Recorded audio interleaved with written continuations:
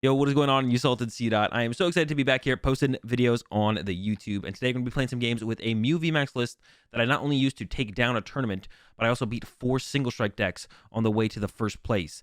Before we get into the list and then some games with that Mew VMAX deck, I did want to mention there's a huge sale going on over at fullgripgames.com. Their Black Friday sale, which is going to be starting today and going all the way till December 3rd. And they're going to have great deals on a ton of different products like $25 Battle Styles ETBs, $40 Celebrations ETBs, and so much more.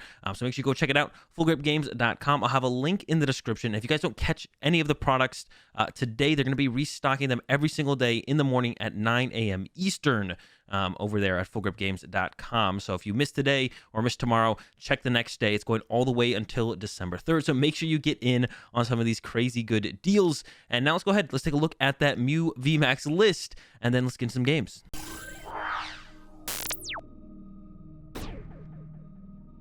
So here is the list that I used to take down the Sonic Weekly the other day. Not the exact 60, but I only changed a couple cards. And I'll go over a couple of the cards in this list, a couple of the choices I've chosen to make. And then I'm not going to go over everything in detail because a lot of it is pretty standard as far as Mew Genesect goes. So 4-3, Mew VMAX, 4 Genesect, of course, 1 Latias. Played 2 in the tournament, but definitely feel like after those games, they didn't feel like it had a huge impact on much of my games. I could definitely see considering playing a second one once again if the matchups where it's more relevant in become more popular, stuff like Leafeon or Mirror Match and stuff. Didn't hit a whole ton of those, so didn't really get any value out of the Latias. I did use the Dyna Barrier a couple times, but not to the not for the main reason you want to be using it in there. I use it kind of just because it does 70 damage, and I don't have to not attack again by using the Techno Blast from Genesect.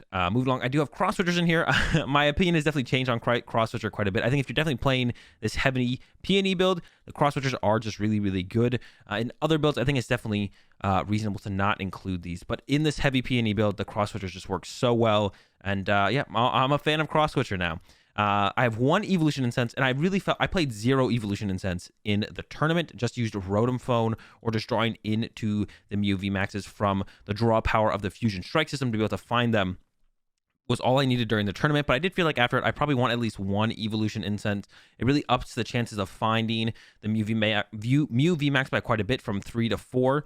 So it's a pretty big increase in percent chance to actually hit an out to Mew VMAX, the Mew VMAX itself, or an Evolution Incense. And we still have Rotom Phones that can help find them as well. And when you have Peony in the deck, having a card that you can just find that finds your VMAX kind of just makes sense. So I'm up to 1 Evolution Incense now in the tournament. Like I said, I played 0.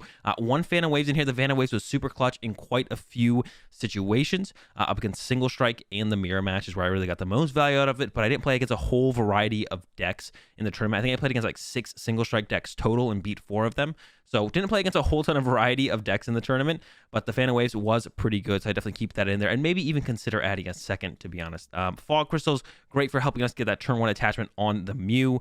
So yeah, love the Fog Crystals. Of course, we got the 4 Tablet, 4 Quick Ball. The Rotom Phones, tried them out, and there's so many times throughout games where you're drawing like 1 or 2 cards with Genesect, and the Rotom Phone really combos super well with that limited draw that you run into so often through the Genesect to help us just dig deeper into the deck and find more relevant cards for our turn. So the Rotom Phones are just super sick with Genesect. We're not always drawing 6 cards with the Fusion Strike system. It's really hard for us to clear out our hand that aggressively. So the Rotom Phones combo super well with those often limited draws that Genesect gets. So yeah, Rotom Phone, insane in the deck. I think I'm going to keep it in here in pretty much any build I play, to be honest. It's just so absurd. 2 Switch, a little bit lighter on the Switch, but we do have those Cross Switchers that also give us some switch effects in there as well. Old Cemetery in here, good against a ton of matchups. Doesn't really stick that aggressively against them though, but really specifically good against Suicune. It basically acts as like a tool scrapper / damage build up against the Suicune matchup. So super, super good against Suicune, and they don't play any Stadium, so they can't really counter Stadium our Old Cemetery. But yeah, really strong in that matchup. Can be good in other matchups, but it's harder to stick in other matchups that actually play Stadium, so we only have this one of Old Cemetery. So it's usually getting bumped against stuff like Single Strike and so on. A couple Rose Towers combos really well with Peony. Clears our hand out. We go to 0 cards. Other ways we can get to 0 cards, or less than 3 as well. And then we get the drawback up with the Rose Tower. So Rose Tower has been super sick. Really like that. Played 2 of these, the Storming Mountains, which I'm also a huge fan of.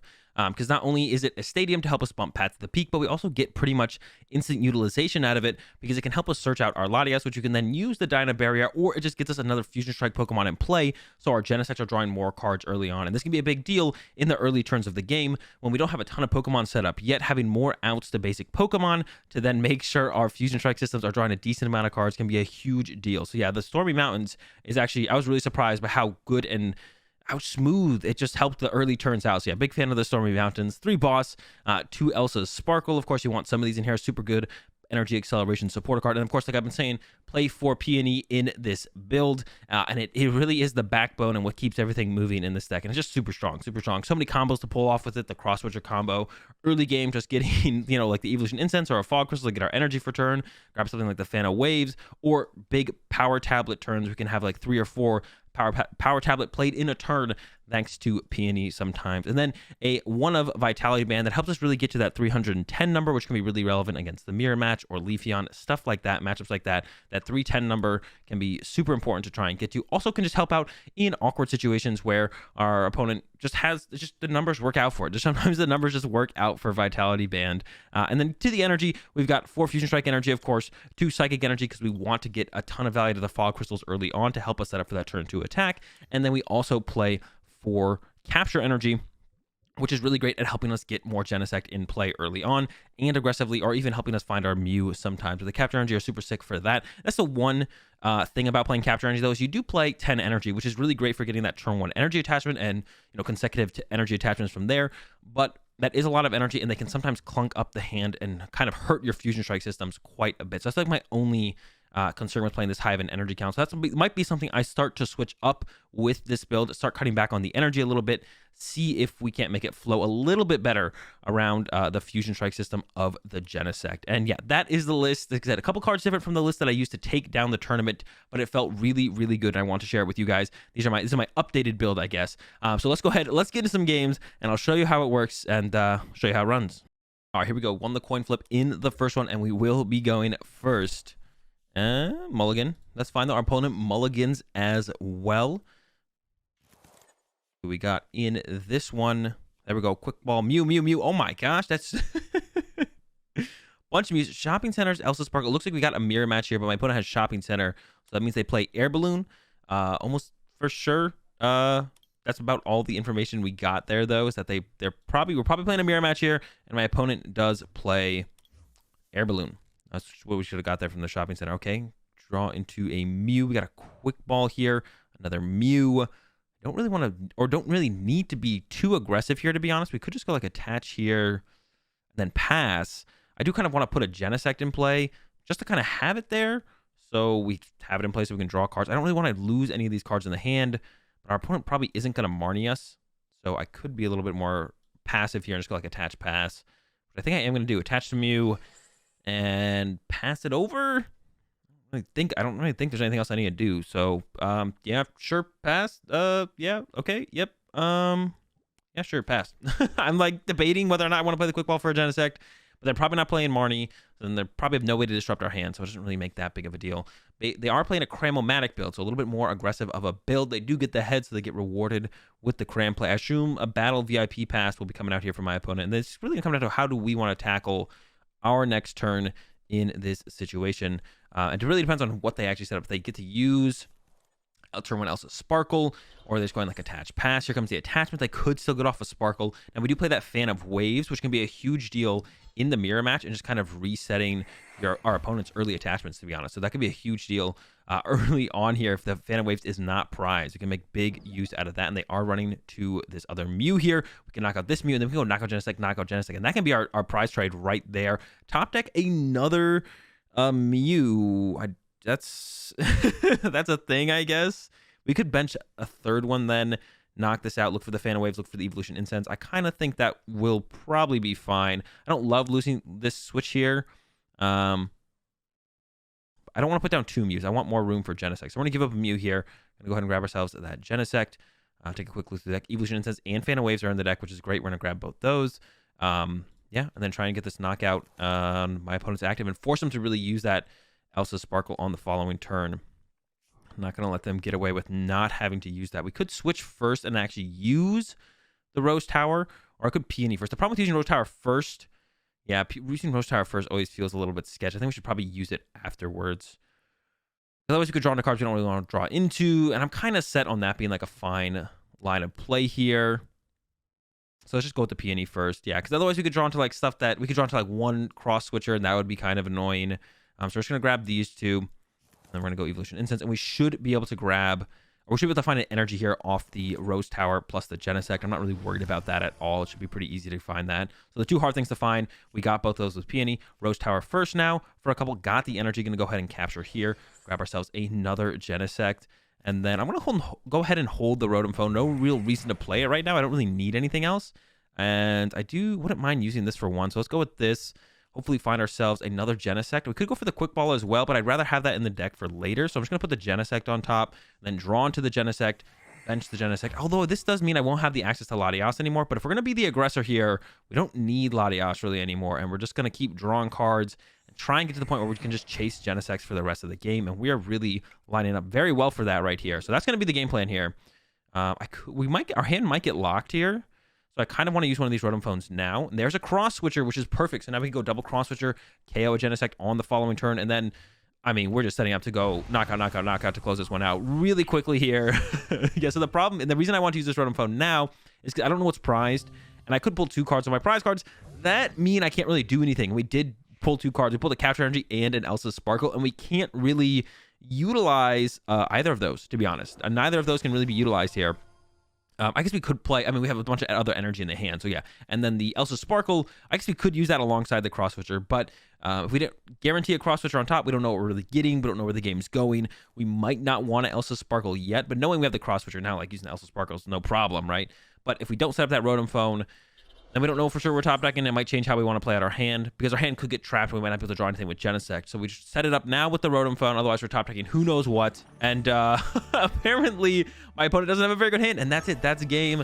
The Fan of Waves was super clutch. We're set up there to win that one, I think, no matter what. Even if my opponent had a little bit better of a turn, we're going to go double cross switcher, KO a Genesect, and then set up second Mew, and then we just go double cross switcher again off a Peony, or we just get a Boss, and Boss close out the last Genesect there. And that was going to be an easy 1-2-3 in the mirror match for sure. And we get this first dub. All right, here we go again. Going second in this one. My opponent did win the coin flip, but not a bad start. Double Genesect. I guess the rest of the hand, nothing really to write home about, to be honest. So the rest of the hand is actually kind of struggling a little bit here. But if we get an Elsa Sparkle off, attaching to a Genesect won't be terrible.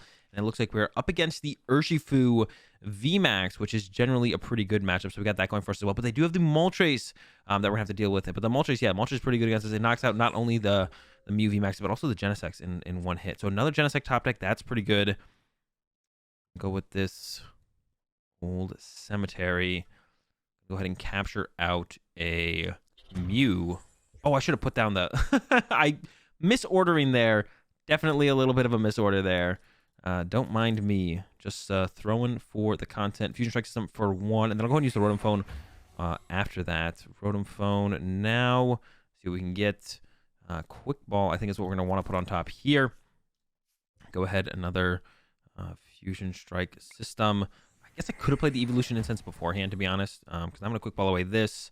Go ahead and grab ourselves another Genesect. I think we only need Mews and Genesects in this matchup. So on Genesect, I probably should have played this down beforehand. For some reason, I was like, in my head, I was like, I want to hold on to that. But I can't really come up with a reason to why I would want to hold on to that, to be honest. So shouldn't have held on to that. Going to go ahead and grab ourselves another Mew here.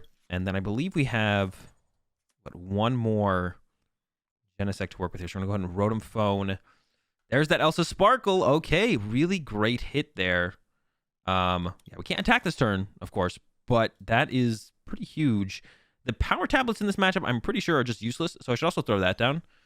Playing a little sloppy in this one so far. I'll get it together, don't worry. Elsa Sparkle, and I do want to set up a Genesect here, I think. I do want to have the option to attack with a Genesect. And what are they going to do next turn? Probably a G-Max Rapid Flow if they have the choice. So we could go Elsa Sparkle on these two, having the option of... Ooh, and that is all of our energy, actually. But I think that's fine. I think I'm going to go with a energy mix here. They could KO... Okay, so they can actually KO both my Mews. So I definitely want this Mew in the active. Just in case they get that play off. And then, yeah, energy mix. Grab a... capture energy, I think, here to put on the Mew. Do I want the capture or do I want the... I mean, the capture's kind of useless at this point. Do I want to access the double psychic? I don't think so. So I'm going to go ahead and load up the Mew. We do have 2 Fusion Strike Energy prize. So the Genesect is still... It's close, but it's not... I mean, we can't quite use it to attack with, even though we want that as an option. Having Genesect, we don't set up Genesect at this point, where it's an option to be able to attack with, is huge. So we're always trying to get to that point. And we are there, or almost there. But yeah, I think we should be fine. I think we should be fine. Yeah, if I left both Mews on the bench, it's possible they could have got Passimian plus the Telescopic Sight and done 180 to both my Mews, which would have been terrible. So we don't want that to happen. So let's get one of these Mews to the active so that the resistance can take effect. If they get the VMAX out now, they can KO this Mew. They would still need a lot, and especially with no Sobble or Drizzile in play, which I assume they play, but they could be playing that Urshifu Moltres deck as well. They could be playing that instead.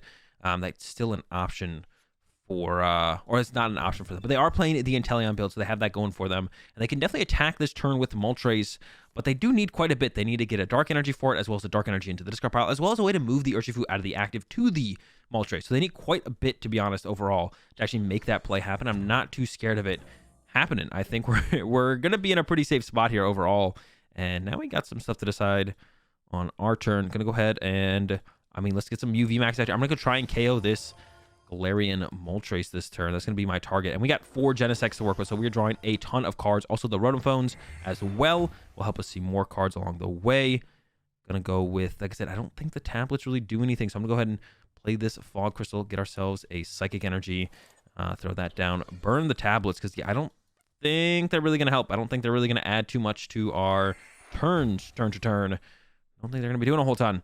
I really want to also Sparkle, actually, so I'm going to go ahead and play this Rotom Phone first, see if we don't have to P any. If I can get a Boss or another Cross Switcher, did not get any of those. We got another Rotom Phone, though, so with 2 Genesect uses left, we can now use the Fusion Strike system to get the Rotom Phone, and then we can play the Rotom Phone, peek once again, did get that Cross Switcher, and now I can go ahead and use another Fusion Strike system to grab that, and now I don't lose this Cross Switcher. Now we can double Cross Switcher, bring up the Moltres. Oh, wait, we do need it for this matchup because we need it to KO the Moltres. I was like, what? I don't need tablets. Tablets are not actually terrible in this matchup because it helps us. I always think Moltres has 210. I don't know why, I just do. So let's get the Fan of Waves and let's get ourselves... I don't want to take the Vitality Band just in case they play Field Blower or something. So let's take a Fog Crystal. I don't like that either. I just want to leave that in the deck. Is there anything I could play right now? I don't think there's anything I would play right now. We could just grab Boss for next turn? Question mark? Sure. Boss for next turn. Fan of Waves, that energy off our opponent's bench. We're going to go ahead and retreat back into this Mew, and then we're going to go ahead and, oops, almost clicked the wrong attack there. Technoblast for 270, which is way more than enough to deal with this Moltres, and resetting our opponent to 0 energy in play. The Fan of Waves, once again, I talked about it. There's a lot of things. There's a lot of matchups. A lot of decks play Special Energy. This is one of them. There's Special Energy in the Urshifu deck. We reset that Special Energy. They could still pull off a Raihan here to get off a G-Max Rapid Flow, but am I really scared of a G-Max Rapid Flow as a Mew VMAX this deep into the game, this setup? No, I'm not. And there's the conceit for my opponent, and, you know, I don't blame him. It's, even with the Moltres, it's so hard to get the Moltres going that fast, and we can easily, pretty easily, fairly easily, I mean, you saw it there, knock it out before they even get to use it. All right, here we go again, losing the coin flip, but that's fine. And our opponent will be going first. No real surprise there. The opening hand, pretty good, pretty solid. Couple options. Double Mew VMAX. No more no energy. That's what we really want to see. So we might go get a Genesect here and give up one of these Mew VMAXs. We're up against a Moltres deck, which of course is always a little bit scary. And there's an Energy Search as well. So it might be another Urshifu Moltres, because those are both cards that would be played in there. The Energy Search is always like one that's, yeah, there's a level ball. So they're definitely playing Inteleon. I guess the question is just like, what else do they have in here besides the Moltres? Do we get off our top deck? It is the Fusion Strike Energy, which is a big deal for sure. We're actually going to go with an energy mix here, I think, to set up something on the bench. I do want to bench this Genesect. So we could go with bench Genesect, quick ball away a Rotom Phone, an energy mix to a fresh Mew, just to make sure they can't do anything too crazy. I mean, they could have, well, they did Energy Search for the energy. That means they probably don't have an energy in the hand. It'd be hard for them to pull off a boss play, so we could just retreat the Mew. It might even be just hard for them to attack with this thing in general, to be honest, on the next turn. So I still kind of want an energy mix to get that extra energy ahead. We can actually draw a card for turn as well.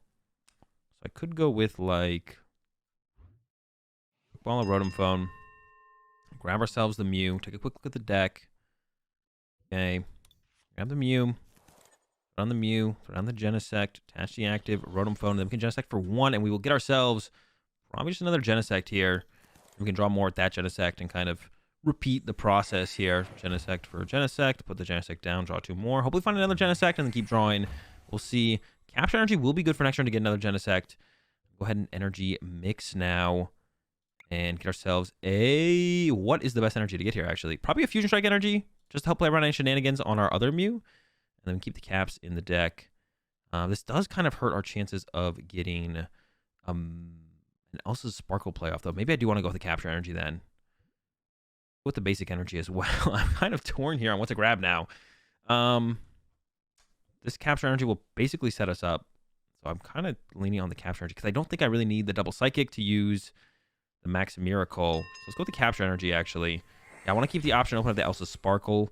And the basic Psychics, I like to try and keep around as long as possible as well to utilize with the Fog Crystal. So those are constant outs through the Fog Crystal. Here comes the Drizzle. Yes, them using the Energy Search one kind of tells us they don't have an energy in hand. Otherwise, it makes no sense for my opponent to kind of set up the energy like that. So they probably don't have a Dark Energy in the hand. And now they could top deck one, of course. So now they could like use Shady Dealings here to grab themselves like a Professor's Research away that Dark Energy that they just top decked.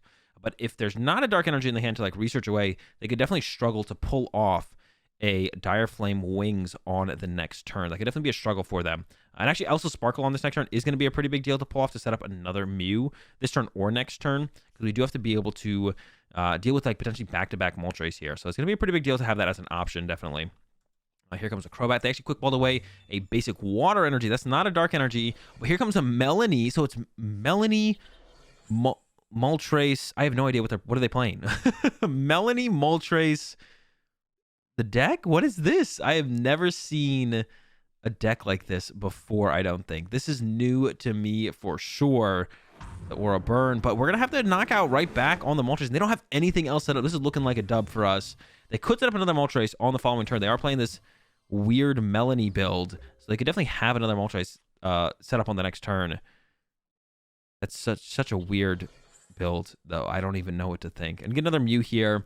If we do get an Elsa Sparkle, that is going to be what we want to Sparkle to. See what we get off this one. Just another energy. So that's not a great draw there, not going to lie. I'm going to go with the Techno Blast. But in the current situation, I'm not feeling too bad. Like, what is my opponent playing? Melanie Moltres. I've never seen that before. Latias and a Rotom Phone. So 2 pretty good prize cards there to help us keep things moving. Another Pokemon to the bench. Genesect draws more cards. Rotom Phone get us into a card. Oh, there it is. Suicune. So is it Suicune Moltres? I guess might be what my opponent's rocking here. Suicune Moltres, never seen that before. This is all new to me, and I'm sure they're going to be wanting to setting up more Moltres here. But it is a quick way. I don't want to say it's an efficient way. It is a quick way to potentially set up a Moltres through the Melanie attach, plus the Dire Flame Wings. They do need to be playing quite a bit of Dark Energy to be able to pull that off consistently. Here comes a Raihan, so they probably will be attacking this turn, but it's not going to be with that Moltres. So this is setting up really well for us to be able to win this one, win the prize trade here. We do need to make sure we can attack next turn. So we're going to need something like Peony, or if they put down a Moltres, which I'm sure they want to try and put on the bench here. I'm sure they want to bench a Moltres here to try and start using Dire Flame Wings to start building that up. Could go with like a double cross switcher. If we can just find double cross switcher, knock out the Moltres off the bench, and then worry about the Suicune on the following turn. I think it's probably how I would want to tackle this, but it really does depend on what they actually do here. Here comes an Evolution Incense. Here comes the Shady Dealings Inteleon. Now they weirdly grab the Dark Energy off the Raihan there instead of the Water Energy. I can't think of why they would do that. It's curious. Quick Ball Scoop Up Net makes sense. Quick Ball get the Moltres. Scoop Up Net move the Inteleon. This sets up beautifully for us to pull off a Cross Switcher play, though, because otherwise we couldn't really use Cross Switcher, because we'd be bringing up a 1-prize Pokemon. We really want to take a knockout on a 2-prize Pokemon here. So now there's Moltres on the bench for us to take a knockout on. They're going to Scoop Up Net the Inteleon. Oh, they have an E-Switch. Oh my gosh, can they set up the Moltres? Oh my goodness, they've done it. They've set up the Moltres. Crazy play from my opponent. Holy smokes, that was absurd. Can they do it again? Can they do it again, I think, is the question now, because we're going to set up another... Oh, actually, they're going aggressive with the Crobat as well here.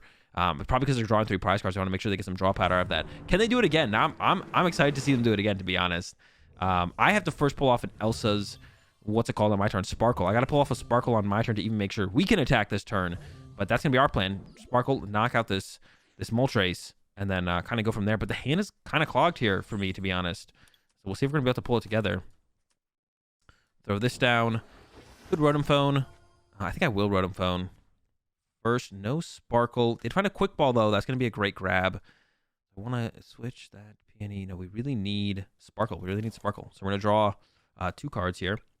Definitely need the Sparkle. Quick Ball plus Fan of Waves. Neither of those is very good. Quick Ball away this. Going to go for that 4th Genesect here, I think. I think we may as well get the extra draw power. We're going to draw 3 off this first Genesect. Once again, need the Sparkle. No Sparkle. Fog Crystal. Going to be a fail. Sparkles are still in there. We're drawing 1 card now off this Future Strike system. We need the Sparkle. Another Fog Crystal. Play it and fail. Can we get the Sparkle on this last one? And no.